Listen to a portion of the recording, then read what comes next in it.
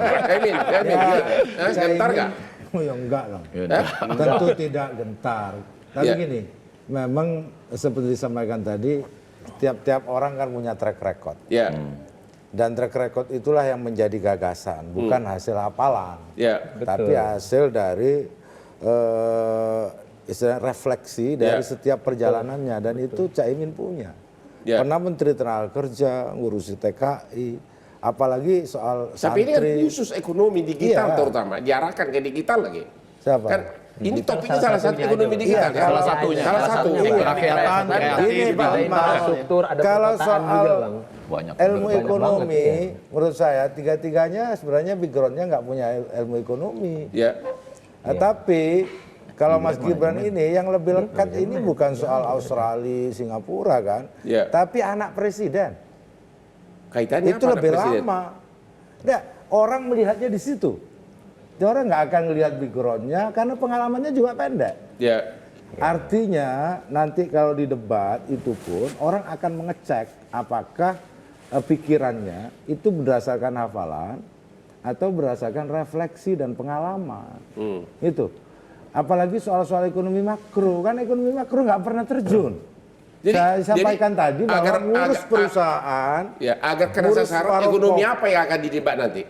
Ekonomi arah kemana? Ya tentu saya nggak akan sebutkan, tapi yang jelas Pak Otman, kalau kita sebut ekonomi makro, pertumbuhan ekonomi yang dijanjikan, karena ini keberlanjutan ya, 7% rata-rata, kan nggak sampai. Ya.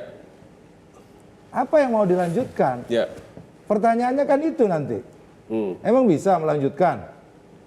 Nah itu yang saya sebut bahwa tidak mudah kita membahas soal ekonomi karena memang dia sebenarnya multi ya, mengenai semuanya, lapangan kerja, harga murah, sandang, pangan, fiskal, pajak. Jadi bukan hanya sekedar kalau gitu buat saya tanya dulu aplikasi Pak Ahmad digital. Hidayat. Siap Bang. Ekonomi seperti apa nanti akan ditonjolkan oleh 3 cawapres ini? Terutama kalau ada pertanyaan, saudara cawapres, apakah Anda setuju TikTok dihentikan? Atau dibuka kembali? Kira-kira jawaban mana yang menarik, yang memikat hati rakyat? Sebelum jawab itu Bang, sebetulnya isu ekonomi ini tidak hanya di debat yang kedua. Kalau saya lihat isu ekonomi ini tersebar juga di debat mengenai yang keempat, yaitu ada sumber daya alam, ada agraria, ada masyarakat adat, dan juga debat yang kelima, ada ketenaga kerjaan. Ya, ini sebetulnya menunjukkan isu ekonomi itu isu yang selalu ada, kecuali mungkin debat yang ketiga karena perkaitannya geopolitik dan pertahanan keamanan. Yang kedua yang saya sampaikan sebagai ekonom, saya nggak terlalu akan happy besok. Kenapa? Karena ini bukan ahlinya yang bicara. Tetapi saya akan menguji calon mana yang punya konsep kesatuan antara presiden dan wakil presiden. Karena ini kan sebetulnya bicaranya bukan programnya wakil presiden, tapi ini program pasangan calon. Nah tentunya kita akan mendengar misalkan kandidat nomor 2 punya program makan siang dan minum susu gratis. Pertanyaan kita sebagai ekonom, uangnya dari mana? Nah kita ingin dengar di situ. Jadi saya berharap pertanyaan tadi TikTok itu enggak. Nah itu coba. Itu sebetulnya pertanyaan gimmick untuk memancing pemilih milenial. Tetapi yang diperlukan publik hari ini adalah bagaimana solusi para pasangan calon ini mengenai harga-harga yang naik, mengenai pendapatan mereka yang turun, mengenai pertumbuhan ekonomi yang tidak meningkat akhir-akhir ini. Nah, di situ tapi bedanya antara kita akademisi, ilmuwan dengan teman-teman itu. Teman-teman itu pasti sudah punya ya Pak Edi. Itu ceruk pasar mana yang belum mereka raih. Jadi kalau ceruk pasar itu membutuhkan pertanyaan TikTok, dia pertanyaannya TikTok gitu. Akan mendukung. Iya, karena dia lihat oh di ceruk itu nih kita masih harus memperoleh pemilih bimbang itu untuk masuk ke kita gitu. Jadi saya rasa itu besok akan sangat tergantung pada kan tersebar di semua debat. Bahkan di pertama juga masuk kan soal ekonomi.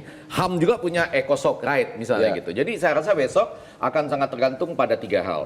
Hafalan dia juga lah pasti. Pasti. Hafalan dan contekan semuanya. Hafalan, contekan, apa yang ditulis di meja semua keluar itu ya. Sama malah jauh lebih penting tidur siang sebetulnya. Betul nggak? Begitu sampai di situ lagi keadaannya nggak fit, lupa semua hafalan itu. Ya kan?